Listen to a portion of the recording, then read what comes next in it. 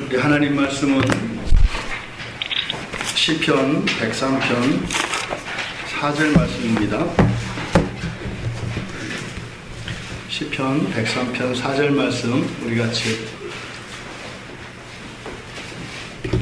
한 목소리로 함께 봉독하겠습니다. 4절입니다. 읽겠습니다. 내 생명을 파멸해서 속량하시고 인자와 긍휼로 관을 씌우시며. 아멘. 내 생명을 파멸해서 속량하시고 인자와 긍휼로 관을 씌우시며. 아멘. 잠시 기도하겠습니다.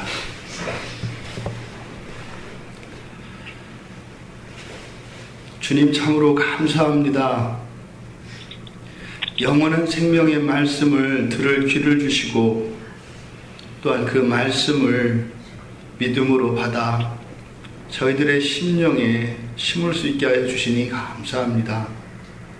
오늘 또한 주시는 말씀이 저희들의 이 심령의 어두움과 겨울 속에 빛과 새 봄으로 아름답게 열매 맺혀질 수 있도록 도와주시옵소서. 예수님의 이름으로 기도드리옵나이다. 아멘. 여호와의 은택이라는 제목으로 두 번째 속량해 주시고 관을 씌워 주시는 주님이라는 제목으로 설교하려고 합니다. 속량해 주시고 관을 씌우시는 주님. 우리가 지금 묵상하고 있는 이 내용들은 시인인 다윗이 여호와 하나님께 감사하며 찬양을 할 때 그 감사의 제목들에 대해서 우리가 하나하나 지금 이야기를 나누고 있는 것입니다. 오늘 시인은 생명을 파멸해서 속량해 주시고 인자와 긍휼로 관을 씌워 주셨기 때문에 감사한다는 이야기입니다. 근데 이것을 지금 자꾸 자기의 영혼, 자기 자신에게 이야기하는데 자기 자신을 2인칭으로 부르고 있습니다.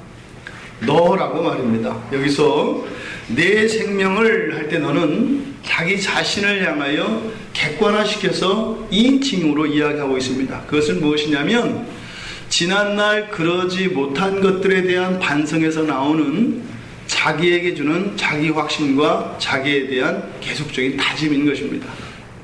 우리도 이 시인과 같이 우리 자신을 객관화해서 이렇게 우리 자신을 다시 한번 다짐시키고 우리가 그런 하나님의 은혜에 대하여 감사하는 것을 잊지 않도록 늘 우리는 경계하는 마음을 가져야 할 것입니다.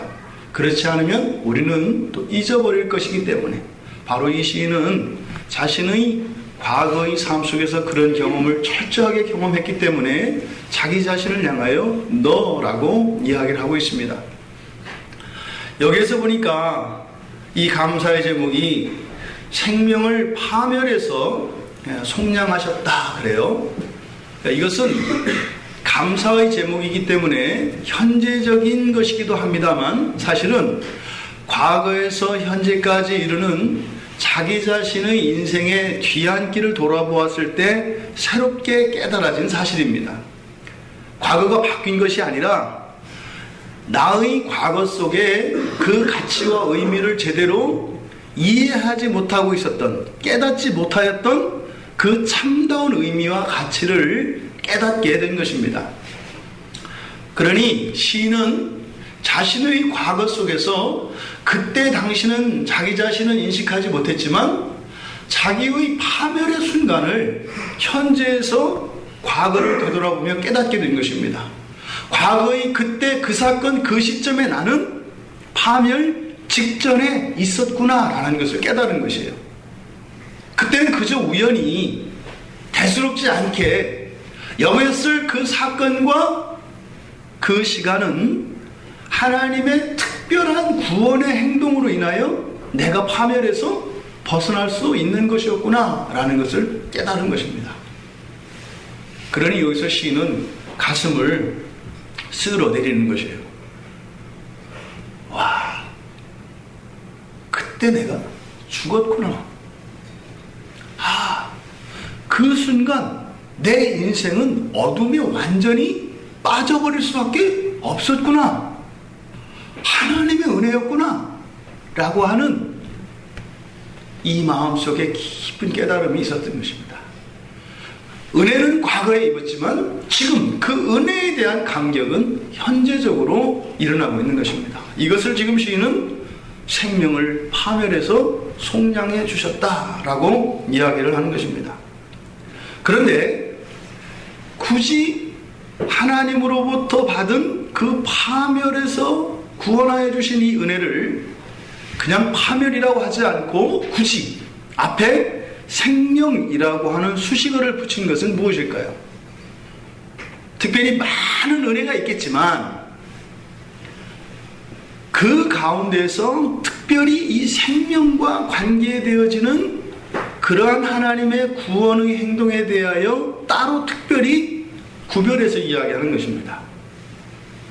예를 들어서 가난 속에서 너무나 궁핍 가운데 있을 때 정말 사랑하는 자녀들에게 피죽 한 그릇 먹일 수 없을 그런 절대절명의 상황 속에서 누군가의 도움으로 아이들에게 따뜻한 밥을 해주었던 기억이 있다면 평생 잊혀지지 않을 겁니다.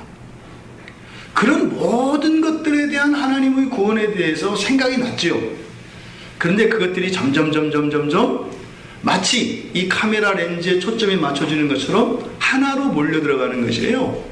그것이 바로 뭐냐면 이 생명의 구원, 영생을 주신 그 은혜로 이 모든 것이 이 조리개의 렌즈가 맞춰진 것입니다. 그래서 생명의 파멸이라고 이야기한 것이에요. 생명의 파멸의 원인이 되는 것은 죄입니다. 죄로 인해서 파멸의 길을 걷는 것은 무시무시한 겁니다. 질병이나 가난이나 이러한 재해나 재난으로 인해서 겪게 되는 어려움 너무나 끔찍합니다. 하지만 그것은 지나가는 것이에요. 사람들이 육체적으로 육체가 느낄 수 있는 고통을 이렇게 지수로 나타내더라고요. 그래서 정말로 사람이 이 감각으로 느끼는 고통 가운데서 가장 큰 것이 보통 우리가 산고의 진통이라고 하잖아요. 그러니까 굉장히 산고의 진통이 인간의 몸으로서는 겪기에 어려운 고통이더라고요. 근데 실제로 가장 고통이 큰 것이 무엇이냐면 사지가 찢겨나가는 거랍니다. 그래서 고대의 형벌에 가장 끔찍한 것이 육시가 있죠. 육시. 사지를 이렇게 뜯어내는. 그러니까 살점이 뜯겨나가는 이것이 최고로 고통이 강합니다. 그러니까 산고의 진통이 거기에 거의 준한다고 해요. 그리고는 우리 몸속에서 느끼는 것은 허리에 관한 질병이 그 다음번에 위치한다고 이야기합니다. 이렇게 지독한 고통이라 하더라도 지나간다 이 말입니다. 왜 이 세상에서는 그런 모든 어려움과 고통을 감당할 만하냐면요, 지나가기 때문이에요. 지나간다는 것은 잠깐이라도 끊기는 쉼이 있다고요. 아주 사소한 고통이라도 잠시도 쉬지 않고 계속된다고 생각을 해보세요. 두통이나 치통 이런 게 평생 동안 단 한순간도 떠나지 않고 계속된다고 생각해 보세요. 어떤 것도 가벼운 것이 될 수 없습니다. 이게 바로 뭐냐면 생명의 파멸이 가져다주는 고통이에요. 이 생명의 파멸, 구원 밖에 있는 자들에게 운명처럼 놓여져 있는 그 영원한 시간 속에서의 이 생명의 파멸은 쉼이었고 그치지 않고 감소하지 않는 고통과 두려움입니다. 무시무시한 거예요. 그것이 또한 무한대를 향하여 계속 증폭되어져 나가는 것입니다. 그 아픔이 계속되는 것뿐만 아니라 증폭이 되는 것이라고요. 시인은 지금 그것을 이야기하는 거예요. 살면서 배신도 당해봤고 생명의 위협에 있어도 받고 모욕도 당해받고 했지만 그럴 때마다 도와주셨던 하나님의 은혜에 대한 기억들에 대해 살아가며 하나님을 찬양했겠습니다만 그런 모든 것들이 종합되어서 결국에는 영혼 속에서의 그 구원에 대한 은혜로 종합되었다 이 말입니다. 이 죄로 인한 이 파멸은 어느 누구도 대신할 수가 없어요. 가난은 주변에 있는 어떤 사람이 와서 물질적으로 도와주면 어느 정도는 도움을 받습니다. 또 우리들이 아무리 중병에 걸렸더라도 좋은 의사 선생님과 좋은 의료시설을 만나고 그렇게 하면 병에서 고침을 받기도 하잖아요. 우리 기독교인들이 조심하셔야 될 것이 기독교인이 아니어도 누릴 수 있는 은택과 이런 은혜들과 기독교인들만 누릴 수 있는 이 은혜를 동일시해서는 안 됩니다. 그러니까 헷갈리는 거예요, 신앙이. 기독교 안에도 다른 종교들 안에서 누려지는 그런 일반음적 영역 안에서의 은혜들이 분명히 있습니다. 근데 그것을 가지고 내가 더 많이 받았다, 이런 식으로 우리의 신앙을 이해해서는 큰 낭패를 보기 십상이다 이 말입니다. 기독교는 그런 것이 아니에요. 여타의 종교들과 이 세상의 그 모든 것들로부터 기대하는 그런 것들은 부산물로 여기는 신앙이 우리 기독교입니다. 그럼 그런 것들을 무가치한 것이고 버려라, 그런 의미가 아니죠. 그런 것들은 부수적으로 따라오는 것에 불과한 것이지 가장 중요한 핵심적인 가치는 아니다 이 말입니다. 그것이 무엇이냐면 지금 여기서 이야기하는 생명의 파멸이에요. 오직 예수 그리스도로만 누릴 수 있는 이 생명의 파멸에 대해서 이 다윗은 이야기하고 있는 것이에요. 이미 다윗은 이 순간 예수 그리스도를 본 것이고 예수 그리스도를 믿은 것입니다. 그러한 삶 속에 있었던 크고 작은 주변 사람들의 도움과 이런 은혜의 혜택들이 결국 그것이 모아져서 드러내는 것은 무엇이에요? 바로 예수 그리스도의 속량의 은혜였던 것이에요. 바로 지금 다윗은 그것에 대해서 이야기하는 것입니다. 죄로 인한 파멸은 존재의 멸절을 의미합니다. 존재의 영원한 저주를 의미합니다. 영원하고 무한한 증폭되는 고통을 의미합니다. 생각만으로도 우리의 가슴이 짓눌려 오는 것입니다. 이것으로부터 구원을 얘기하는 거예요. 여기서부터 이 생명의 파멸로부터 벗어날 수 있는 사람은 아무도 없고 도울 수 있는 사람 존재도 없고 여기서 벗어날 수 있는 수단도 아무것도 없습니다. 오직 예수 그리스도 외에는 길이 없어요. 저도요, 더 많았으면 좋겠어요. 정말로요. 더 많았으면 좋겠어요. 그냥 착하게 살면 이 생명의 파멸에서 벗어날 수 있기를 바랍니다. 왜냐하면 우리가 보았을 때 너무나 훌륭하고 선하고 인자한 사람들이 많아요. 예수 그리스도를 모르는 사람들 가운데 그들도 구원받을 수 있었으면 좋겠어요. 저희 집안 어르신들 중에서도 많습니다. 그런 분들을 보면 저보다도 훨씬 훌륭한 것 같아요. 그러니까 오히려 사람을 놓고 비교할 때는 저분들이 구원을 받고 내가 구원을 받으면 안 될 것 같아요. 근데 중요한 것은 하나님의 말씀이 성경밖에 없어요. 성경은 그렇게 이야기하지 않아요. 오직 예수 그리스도 이외에는 이 생명의 파멸에서 구원할 자도 없고 구원할 수 있는 방법이 없다고 이야기합니다. 사도 바울의 탄식이 그런 거 아니겠어요? 사도 바울이 로마서 7장 24절에서 오호라 나는 곤고한 사람이로다. 이 사망의 몸에서 누가 나를 건져낼꼬? 바로 다윗이 그 속량의 은혜, 구원의 은혜를 느끼기 직전에 그 절대적인 절망의 상태를 사도 바울도 동일하게 경험한 것입니다. 바울이 이 시편을 안 읽었을 리가 없어요. 이것이 다윗의 고백이었구나. 지금 우리가 경험하는 것, 다윗이 경험한 것이고, 바울이 경험한 것이고, 우리들이 경험한 것이고, 여기 있는 우리 어린이들, 우리 아기들이 경험했고 경험할 동일한 복음의 내용들인 것입니다.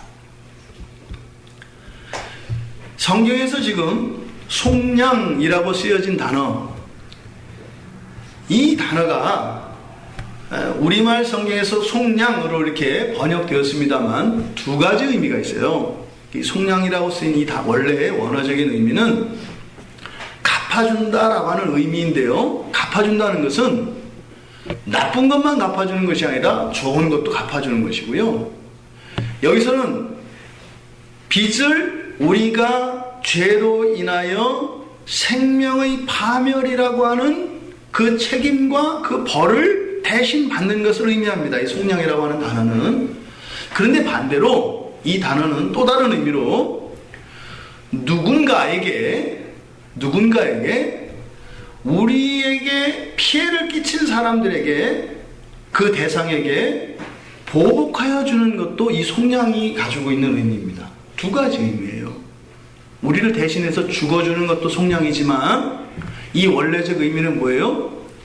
우리에게 우리의 원수가 된 사람, 그것은 무엇이겠어요? 우리에게 원수 짓을 한 누구지요? 그들에게 원수도 갚아준다는 의미가 이 속량의 의미예요. 예수 그리스도의 구원을 믿고 속량을 믿는다는 것은 단지 예수님이 무슨 비극의 주인공처럼 나 대신 죽으신 것만 의미하는 게 아니에요. 잘 이 속량에 대한 의미가 잘 안 드러나는 이유가 바로 이 부분이 자꾸 묻혀지기 때문입니다. 뭐예요? 원수도 갚아주신다는 의미예요. 그러니 우리가 누군가에게 그런 피해를 겪고 아픔을 겪어도 직접 보복하는 것이 아니라 예수 그리스도께 맡기는 것이 이 속량을 믿는 것이다 이 말이에요. 이 두 가지가 다 이루어져야 하는 겁니다. 이게 성경에서 이야기하는 속량의 의미예요. 이 죄로 인한 이 생명의 파멸은 생명으로서만 대갚아질 수 있습니다. 다른 방법이 없어요. 지금 성경에서 우리가 속량이라고 할 때는 바로 죄로 인하여 죄값으로 치루어야 될 그 생명을 대신하는 것이라는 의미를 가지고 있습니다만, 그와 함께 무엇이 있다? 복수의 의미도 있다는 것을 같이 기억하시라는 거예요. 그랬을 때 이 의미가 바르게 이해됩니다. 그러니까 뭐예요? 우리가 죄로 인해서 하나님 앞에서 죽어야 할 빚이 있습니다. 생명의 빚이. 그것을 속량하심으로 그 생명을 대신 주는 것이에요. 근데 또 하나의 사건이 있죠. 아담이 원죄를 짓게 되었던 것은 그 배후에는 사단이 있었어요. 그 사단이 우리로 하여금 하나님 아버지 앞에 죄를 짓게 했고, 그 기가 막힌 생명의 빚을 짓게 만들었죠. 이 속량 뒤에는 무엇이 있어요? 예수 그리스도께서 그 원수까지 갚아주신다는 의미가 있다고요. 사람이 그 생명을 대신한다면 죽는 것으로 끝나요. 이건 비극입니다. 그런데 예수 그리스도의 속량은 그것으로 끝나는 것이 아니라 뭐예요?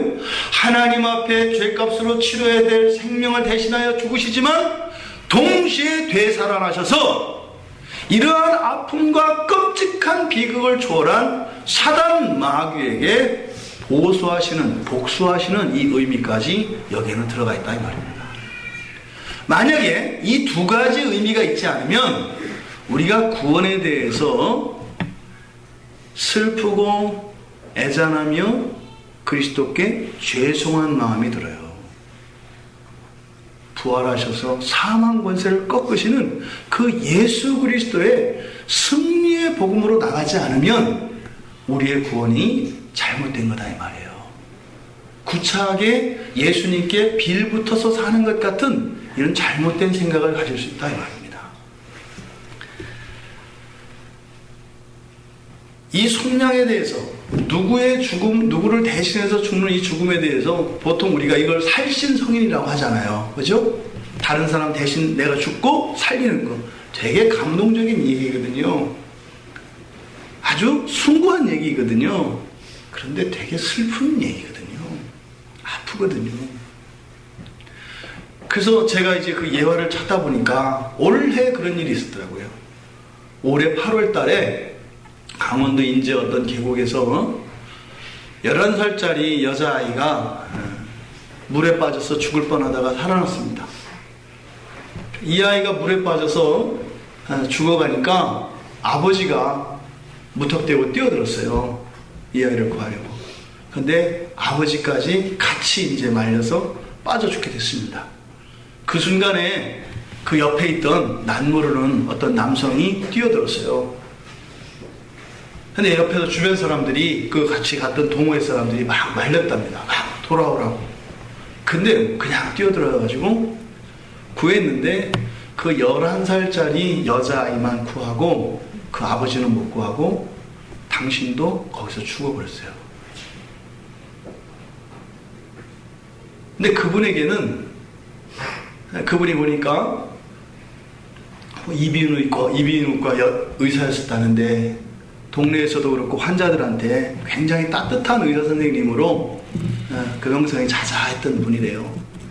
근데 이분도 아마 자녀를 늦게 봐가지고 중학교 다니는 여중학교 다니는 외동딸이 하나 있었답니다. 남 이야기로 듣지 마시고 여러분 이야기로 한번 들어보세요. 여러분의 남편이나 아내가, 여러분의 아빠나 엄마가 난 모르는 어떤 아이를 살리기 위해서 대신 죽은 것이에요. 그때 그렇게 살아난 여자아이가 와, 죽지 않고 살아났어, 너무 기뻐, 이렇게 될까요? 그럴 수 없는 거예요. 죽으면서 살아난 것에 대해서는 기쁜 것이 틀림없어요. 만약에 우리가 기계라면 그렇게 되겠죠. 이 논리의 프로세스를 따르면은 딱 죽을 거였는데 살아났으니까. 특히 게임, 우리 청소년들 게임 좋아하잖아요. 게임 뭐 이렇게 하는데 옛날에 요즘도 많이 하던데 스타크래프트라는 게임이 있습니다. 청소년들이 아주 좋아하는. 그런데 굉장히 위험한 게임입니다. 한번 말려들면은 중독되기가 쉬운 게임인데, 근데 사람끼리 하는 게 아니라 컴퓨터 프로그램으로 하는 게 있어요. 거기 보면은 그때는 여러 가지 이렇게 키가 있어요. 먹는 약처럼 총을 맞아도 안 죽고 이렇게 계속하는 일명 무적이라고 하는 치트키가 있어요. 알죠? 알지? 우리? 그래. 그거는 그 치트키를 쓰면 아무리 공격을 당해도 피해를 안 받아요. 이런 게임 상황에서는 너무 좋아요. 왜냐하면 내가 절대적인 안전을 가지는 것이 다른 어떤 사람들에게는 위험이나 어떤 고통을 주지 않기 때문에. 근데 실제 상황에서 그렇지가 않다고요. 그러니까 우리 그리스도인들이 사실은 이 구원의 문제를 그렇게 쉽게 생각할 수가 있는 게 아니에요. 왜요? 내가 구원받았다 이 얘기는 뒤에 뭐가 있어요? 예수 그리스도가 나 대신 무고하게 죽었다 얘기가 뒤에 같이 붙어있기 때문입니다. 할렐루야 하지요. 하지만 항상 그 마음의 밑뿌리엔 뭐가 있어요? 그리스도께서 나를 대신하여 무고히 죽으셨다라고 하는 이 신앙의 내용이 뿌리로 박혀있다 이 말입니다. 만약에 이 죄의 문제를 예수님이 아닌 다른 사람에게서 이런 일이 일어났다면 우리는 늘 빚진 마음으로 한을 품고 살아갈 거예요. 그래도 내가 죽더라도 그냥 그분이 돌아가시게 둬서는 안 되는 거였는데 차라리 내가 죽는 게 나았는데 이런 자조적인 신앙을 가지고 살아갈 수밖에 없을 것이에요. 하지만 우리의 죄를 속량하신 그분은 영원한 생명을 소유하신 분으로서 우리의 죄값을 대신하기 위하여 당신의 생명을 다 내어주시지만 그 생명으로 충분히 우리의 죄값을 다 치러주시지만 영존하시는 분이시고 다시 생명으로 부활하실 수 있는 분이시기 때문에 우리의 기독교 신앙이 그렇게 칙칙하고 어둡고 꿀꿀한 그런 신앙이 아니다 이 말입니다. 전능자이시기 때문에요. 예수 그리스도가요. 그러니까 예수 그리스도는 사람의 몸을 입고 오신 전능하신 하나님이시기 때문에 우리가 예수님께 빚진 마음을 갖는 것이 아니라 감사와 찬양으로 돌릴 수 있는 것이에요. 우울해지는 것이 아니라 오히려 하나님의 크심과 능력으로 인하여 감사와 찬양이 더 커져가는 것이에요. 이게 그리스도교의 신비인 것입니다. 우리가 예수 그리스도에 대해서 온전히 알지 못한다면, 그리고 이 죄에 대한 의미를 분명히 안다면 누구도 구원에 대해서 쉽게 이야기할 수가 없어요. 헷갈리는 거예요. 제가 목사가 된 가장 근원적인 시발점이 고등학교 2학년 때 제가 구원의 은혜를 이렇게 확신하면서 그날이었다니까요. 저도 참 좀 독특한 경우인 것 같아요. 제가 부르심을 받은 경우. 첫날 회심을 하면서 그 구원에 대한 은혜와 감격을 막 하는 순간에 저한테 왔던 거는 죄책감이었어요. 그 죄로 인한 그 절망 속에서 예수 그리스도의 죽으심과 그 구원의 능력과 그 무한하신 사랑으로 모든 것이 해소되어지며 그 기쁨을 누리는 순간 저한테는 또 다른 죄책감이라고 하는 미사일이 날라왔어요. 그게 뭐냐면 제 부모님보다 먼저 구원받은 것에 대한 죄책감이었어요. 어떻게 이 좋은 거를 네가 먼저 받아? 제 양심에서 그렇게 송사했어요. 굉장한 불효잖아요. 아니, 하다못해 밥을 먹어도 아버지가 식사하실 때까지, 숟가락을 드실 때까지 기다리는 게 자식의 도리인데, 좋은 것이 있으면 부모님께 먼저 드리고 좀 흠이 난 것을 먹는 게 자식의 도리인데, 세상에 구원이라는 것을 먼저 홀딱 먹어버렸으니 천하의 나쁜 놈이 돼버린 거예요. 좀 몰랐죠. 그런 줄 알았으면 조금 있다가 받았을 수도 있죠. 아버지 엄마 먼저 하고 그 다음에 순서를 따라 제가 했을 수도 있어요. 이미 먹었는데 어떻게 해요. 그때 제가 저에게 양심의 가책을 받았어요. 그리고 굉장히 잘못했다는 생각이 들었어요. 그러다 보니까 제가 궁여지체 끝에 생각해낸 게 이걸 수습을 해야 될 것 같은데, 그때 제가 이제 하나님께 소원을 하게 됐어요. 하나님, 본의 아니게 제가 먼저 찬물도 위아래가 있고 순서가 있는데 이 구원을 버릇없이 저희 7남매인데 7남매 중에서 6째가 이걸 벌써 홀딱 먹어버렸으니 이거를 돌이킬 수, 먹었는 거를 안 먹은 거로 하자고 할 수도 없고, 이거를 없던 거로 하고 다시 하자고 할 수도 없고, 뭐 여기 있으니 어떻게 해요. 그러니까 하나님한테 이거 좀 수습을 해야 되겠으니까 제가 그러면은 주의 종이 되겠습니다. 제가 목사가 될 테니까요, 우리 부모님하고 우리 형님, 누님들, 동생을 구원해 주세요. 이렇게 하더라고요. 그러니까 그때 마음의 평화가 왔어요. 그리고 나서 이제 다시 구원의 기쁨을 누렸죠. 근데 그거 제가 까맣게 잊었거든요.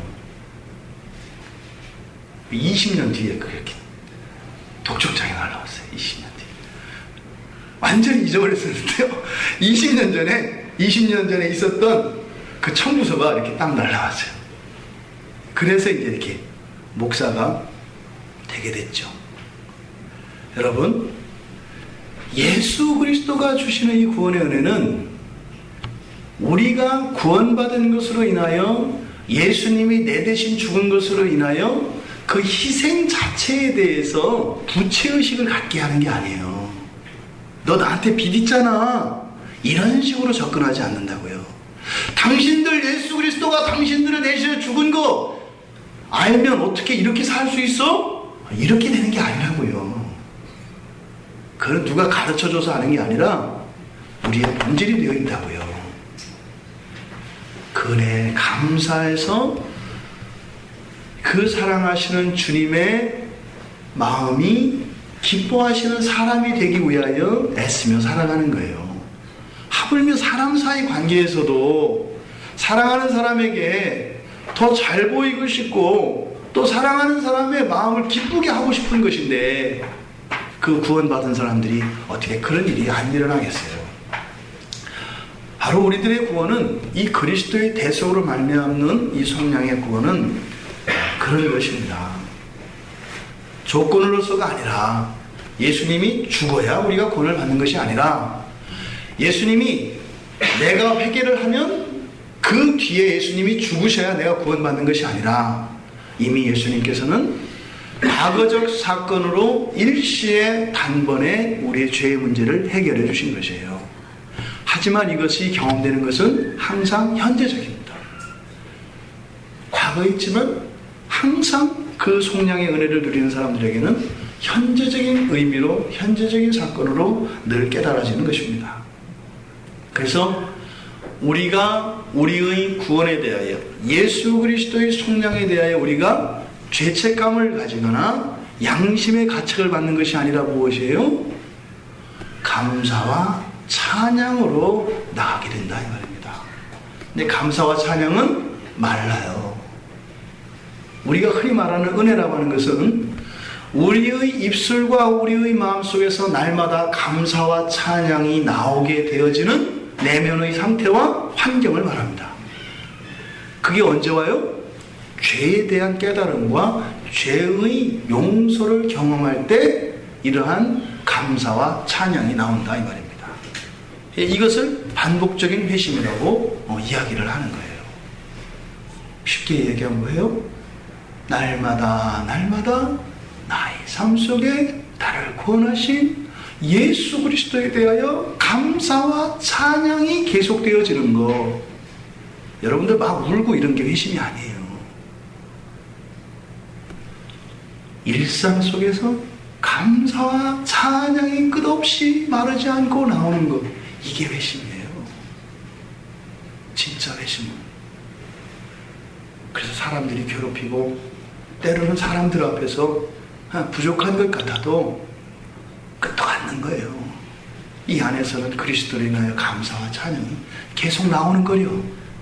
절망해야 될 것 같고 인생을 포기해야 될 것 같고 그런 사람이라고 생각하는데 정작 그 사람은 안 그래요. 왜요? 그리스도의 구원으로 인한 감사와 찬양이 계속 나오기 때문에요. 자랑할 거 없어요. 볼품 없어요. 그런데 돈도 없어요. 명예도 없어요. 힘도 없어요. 그런데 내 안에서 샘솟는 감사와 찬양이 뭐냐 이거예요. 그분이 왜 나를 대신해서 죽어주셨고 그 죽어주신 것을 믿는 것으로 이 놀라운 구원의 은혜가 나한테 주어졌냐 말이에요. 이해 못해요. 그러니까 기쁨으로 벅차고 감사가 나오고 찬양이 나오는 거예요.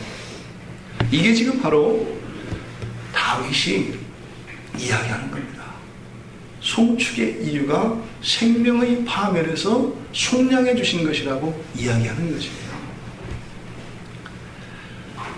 오늘 성경에 나온 이러한 생명의 파멸에서의 속량의 은혜는 믿음으로 받는 것이에요. 믿음으로요. 과거에 이루어진 예수 그리스도의 그 단회적 죽으심에 대한 그 사건을 현재적으로 받아들이는 것은 믿음입니다. 믿음으로 그것이 받아들여지고 그 믿음에 의해서 내 삶에 흔들리지 않는 반석과 기둥이 생기는 것이에요. 여기서 쓰인 단어들 생명, 파멸, 속량 이런 단어들 여기서 쓰인 이 생명이라고 하는 것은 살아있는 것을 말해요. 살아있는이라고 하는 형용사인데요. 살아있는 상태를 말한다 이 말입니다. 계속 그치지 않고 생명이 단절되지 않고 계속되어지는 상태를 말한다고요. 성경 안에서는 이러한 생명의 멸절 가능성에 대해서 이야기해요. 이것은 아직도 신학적으로는 논쟁이 있는 부분입니다만 영혼이 불멸하냐 아니면은 멸절 가능성이 있느냐에 대해서는 성서신학자들은 인간의 영혼도 피조된 것이기 때문에 멸절 가능성에 대해서 이야기해요. 성서신학자들이라는 것은 성경에 나와 있는 말씀을 기초로 해서 설명을 합니다. 조식신학자들은 영혼은 불멸하는 것으로 이야기를 해요. 그것은 교리적인 명제들에 의해서 도출되어진 것입니다. 근데 성경에서는 분명히 영혼조차도 멸절될 수 있는 것이라고 하는 말씀들이 나와요. 특별히 마태복음에서 보면 마귀는 육체는 멸하되 영혼은 어찌할 수 없는 자를 두려워하지 마라. 하지만 영혼과 육체를 멸절시킬 수 있는 여호와 하나님을 두려워하라고 이야기를 해요. 영혼 불멸 사상은 사실은 헬라에서 유입되어진 사상입니다. 기독교 안에 헬라 사상이 들어오면서 영혼이 육체에 비하여 우월한 것으로, 영혼은 보다 더 하나님의 형상을 담재한 것으로, 여기에서 어떤 일이 일어나면 인간에 대한 이해가 이렇게 나뉩니다. 원래 인간은 영혼과 육체로 나뉘어지는 게 아니에요. 죄의 결과로 우리가 영혼과 육체로 분리가 되었기 때문에 그렇게 설명하는 것이지, 하나님이 창조한 인간은 영혼과 육체가 분리되지 않은 하나로서의 전인적 인간관입니다. 이게 개혁주의에서의 인간론이에요. 그러니까 영혼과 육체로 나누면 안 돼요. 어찌하여튼 여기서 말하는 이 생명, 계속되어진다라고 하는 것은 영혼과 육체로 분리되지 않고 전인으로서 하나님과 연합 안에서 영원한 것을 말합니다. 그러니까 파멸에서의, 생명의 파멸에서의 속량이라고 하는 것은 바로 아담과 하와가 죄를 지음으로써 영혼과 육체가 분리되어지며 육체의 수명을 갖게 되어진 모든 것으로부터의 회복에서 더 나은 발전을 의미하는 것입니다. 또한 여기서 파멸이라고 하는 단어, 이 파멸은 단지 멸절되는 것, 이것뿐만 아니라 지옥으로부터의 구원, 또 죽음으로부터의 구원, 그리고 그와 같은 현실로부터의 이러한 구원, 그러니까 우리의 구원으로 대상으로 삼는 현재의 삶 속에서의 죽음과 같은 것, 또 지옥과 같은 것, 이런 것들을 파멸로 이해할 수 있고, 또 영적으로는 어떻게 해요? 그리고 영원한 시간에서 천국과 지옥으로 나누었을 때 그 지옥에 들어가는 것을 파멸로 나눌 수 있고요, 육체의 죽음, 영혼의 멸절, 이런 것을 파멸로 우리가 이해할 수 있다 이 말입니다.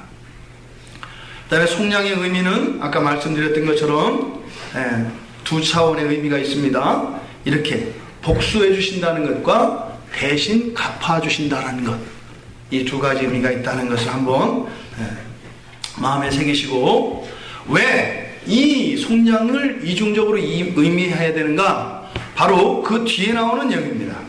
인자와 긍휼로 관을 씌웠다라고 하는 것은 바로 속량의 그런 이중적 의미의 또 다른 표현인 것이에요.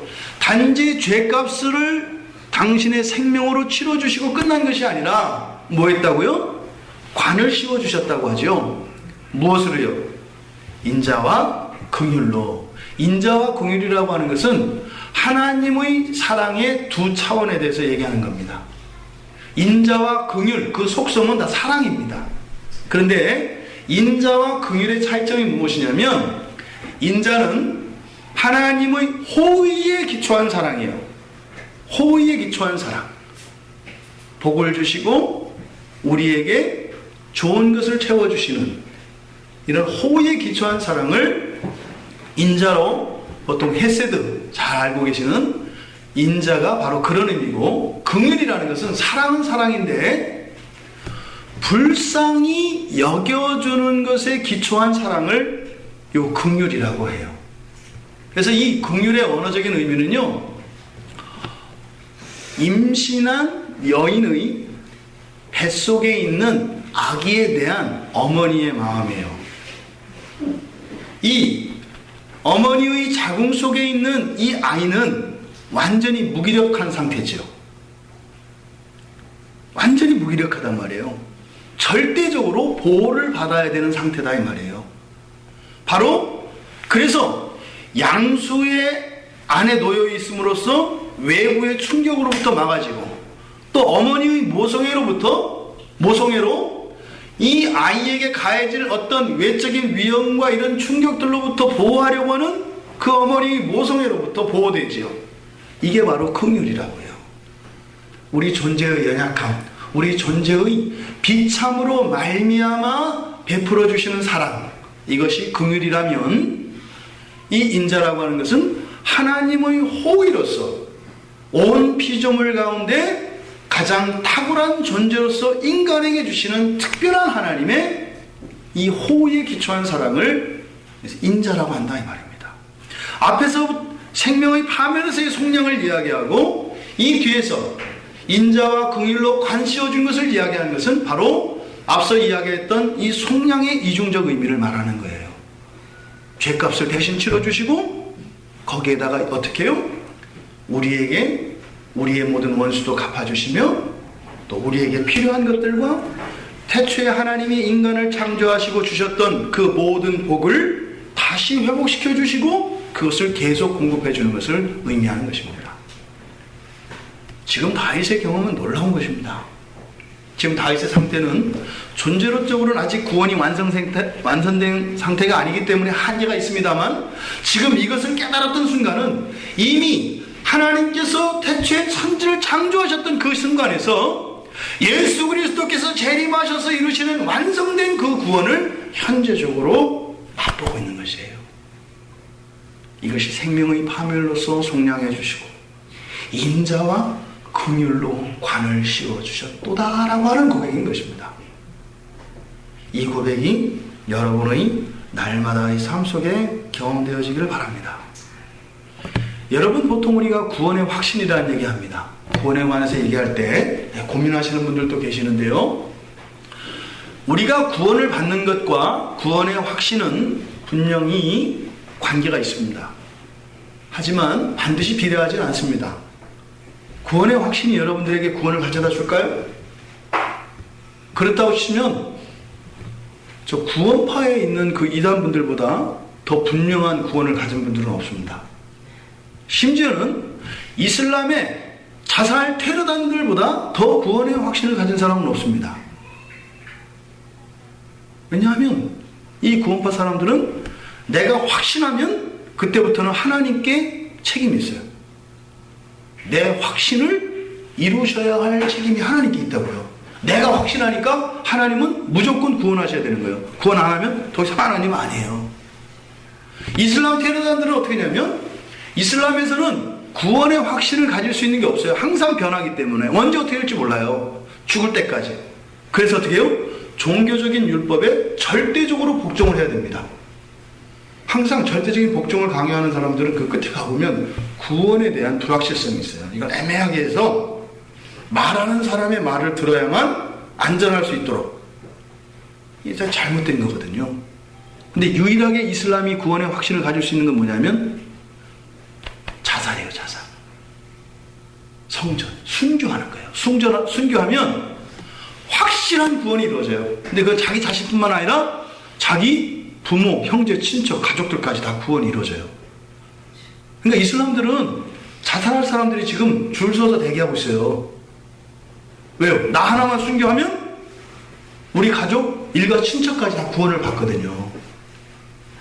그 사람들이 가진 구원 확신과 우리 교회 안에 있는 기독교인들이 가진 구원 확신은 뭐가 다를까요? 우리는 진짜 정통교회 안에 있으니까 진짜 확신이고 그거는 사입이니까 짝퉁 확신이고 자세히 보면은 거기다가 뭐 나이키 할 때 K자 대신 C자가 이렇게 있다. 자세히 보면 나타난다. 그런 거 아니거든요. 확신은 사람에 기초합니다. 특별히 우리의 인격성에서 지성과 관계되어 있어요. 확신이라고 하는 것은. 디모데후서 3장 14절에 보면 그러나 너는 배우고 확신한 일에 거하라 그래요. 이 확신이라고 하는 단어가 무엇과 관계되어 있다고요? 배움과 관계되어 있어요. 그래서 우리가 구원받았다라고 하는 것은 인격적인 구원이에요. 지정의의 구원이다 이 말이에요. 이 확신이라고 하는 것은 인격성에서 지성과 관련되어 있어요. 하나님의 말씀을 배우고 성경을 보고 하는 것을 통해서. 그러니까 이것은 확증 지어주는 거거든요. 이 확신이라는 것은. 근데 이 확증이라고 하는 것 자체가 구원이 되는 거 아니다 이 말입니다.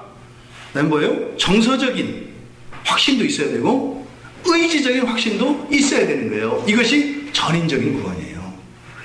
이 지성적인 구원은 하나님이 우리에게 이성을 주셨기 때문에 책을 보면 이해할 수 있어요. 뭔지는 모르지만. 특히 조직신학에서는 믿음의 내용에 대해서 진술을 한단 말이에요. 예수 그리스도의 실제 하신 것, 그분이 십자가에서 죽으신 것, 그분이 하나님 되신 것, 그리고 그분을 믿으면 나에게도 그 구원이 유효한 것, 그리고 그러면 나에게 영생이 주어지는 것이라고 하는. 자꾸 생각하다 보면요, 내가 믿는 건지 뭔지 몰라요. 세뇌되면. 얼마 전에 우리 딸들이 그 좋은 영화라고 추천을 해서 잠깐 봤는데, 나의 독재자라는 영화가 있더라고요. 나의 독재자가 뭐 이렇게 북한과 관련해서 이렇게 뭐 김일성 역할을 하는 배우가, 그러다 보니까 나중에는 자기 정체성이 그냥 자기 자신이 이제 김일성이 돼버리는 이런 얘기거든요. 그 영화가 주는 메시지는 신앙인들에게 주는 거예요. 자기가 만들어낸 이러한 자기의 논리, 자기의 허상, 이런 자기의 우상들이 마치 진리인 양 진리를 대신한다고요. 그래서 우리의 구원은 전인적인 것이야 하고 전인적으로 검증돼야 돼요. 이성적으로 확신하는 그 전에 뭘까요? 감성적인 이 감정 안에서의 그런 구원이 경험돼야 돼요. 지금 여기에서 말하는 감사와 찬양, 이것이 우선되어야 합니다. 구원의 확신은 있는데 내 안에 예수 그리스도의 그 구원에 대하여 감사와 이런 찬양이 있지 않다면 아직 불완전하다는 거예요. 먼저 여러분들에게 우선시 되어야 할 것은 정말 내가 예수님께 감사한가? 라고 하는 질문입니다. 감사한가? 근데 그 감사가 그럴 수 있지, 이렇게 또 이성적으로 돌아갈 수가 있어요. 나 대신 죽었으니까 감사한 거고 감사해야지. 이게 한국 그리스도인들이 가지고 있는 굉장한 약점이에요. 왜냐하면 여러분들이 다 학교에서 이게 세례 교육을 받았거든요. 우리 한국의 학교 교육이 그래요. 정답 교육, 출제자의 의도를 읽어내는 독심술 교육을 받았기 때문에 논리적으로 이렇게 맞으면 그게 내 생각인 것처럼 동일시하는 경향이 있다고요. 같이 이야기를 해보면 자꾸 뭐예요? 자기 생각을 말하는 게 아니라 내 생각을 알아맞혀서 얘기하려고 하는 경향들이 있다 이 말이에요. 이게 우리 신앙에는 굉장한 약점입니다. 뭘 물어보면 자기 생각을 말하는 게 아니라 책에서 공부한 내용을 갖고 자꾸 대답을 하려고 한다 이 말이에요. 이게 굉장히 위험한 거죠. 여러분들의 감정, 우리가 지금 한국 사람들이고 제가 한국 교회의 목사이기 때문에 이렇게 얘기를 하는 거예요. 미국 사람들한테는 이렇게 설교 안 할 겁니다. 여러분들이 하나님과의 사이에서 일어나는 이 감정적인 표현들과 이것에 여러분들이 마음을 쓰셔야 돼요. 정말 여러분들이 구원받은 사람들이라면 예수 그리스도께 대하여 감사하는 마음이 없을 수가 없어요. 그럼 어떻게 될까요? 그런 것들이 삶 속에 자연스러운 선행과 구제에 대한 그런 열망과 그런 실천으로 나오게 돼 있어요. 그런데 단지 그러한 것들, 보여지는 감사와 찬양이라고 하는 이런 정서적 밑바탕에서 나오는 것들이 전부 다 구원을 주는 건 아니에요. 그죠? 왜요? 다른 종교에도 그런 게 있기 때문에요. 그것을 마지막으로 확증짓는 게 무엇이에요? 바로 성경. 배워서 확신하게 된 그 구원의 확신이에요. 이 정서적인 측면이 완성된 후에 이것을 확증하는 것이 우리가 흔히 말하는 구원의 확신입니다. 이 순서가 바뀌면 이 확신은, 지성적인 확신은 어떤 책을 읽냐에 따라서 오락가락 오락가락해요. 이 책을 보니까 우와 맞네. 그러다가 어느 날 다른 책을 봤어요. 이거 뭐 아닌가 봐. 정서라고 하는 이 밑바탕에 기초되지 않은 이런 지성적인 확신은 완전한 게 아닙니다. 지금 여기서 말하는 다윗의 송축은 바로 구원의 이런 감성적인 측면과 또한 이런 지성적인 측면, 또한 의지적인 전인적 구원을 나타내고 노래하고 있는 장면입니다. 부디 여러분의 삶 속에 살아 역사하는 그런 구원의 은혜가 날마다 감사와 찬양으로 하나님께 올려지고, 성경 말씀을 통하여 여러분 안에 일어나고 있는 이러한 감사와 찬양이 바른 하나님의 말씀 안에 있는 것으로 굳건하게 확신을 주어서 어떤 것에 의해서도 흔들리지 않는 그런 살아있는 구원의 삶이 여러분들에게 허락되기를 바랍니다. 만약에 이런 신자들로 교회가 채워진다면요, 걱정할 게 없습니다. 때로는 믿음이 없는 불신자가 교회에 들어와도 걱정할 거 없습니다. 그분들이 교회를 흐리거나 교회를 흐트리지 못합니다. 왜요? 그분들이 변화받게 돼 있어요. 이게 참다운 예수 그리스도의 구원의 능력이거든요. 우리 평촌 광야교회가 그런 교회가 되기를 원합니다. 여러분들의 마음속에 구원하신 예수 그리스도에 대한 이러한 감사, 그 감사가 찬양이 되어지고, 또 그러한 것들이 늘 성경 말씀에 의해서 점검되어지며 견고하게 확신 가운데 서서 살아 역사하는 그런 구원이 여러분들 개인의 삶과 여러분의 가정과 우리 교회 안에 넘쳐나기를 바랍니다. 그래서 소망이 없었던 사람들, 눌려 있었던 사람들, 방황하던 사람들, 이 사람들이 이런 전인적인 구원, 현재의 삶을 살아가지만 영원을 천국을 바꿀 수 있는 그런 여러분들 되시기를 주님의 이름으로 축원드립니다.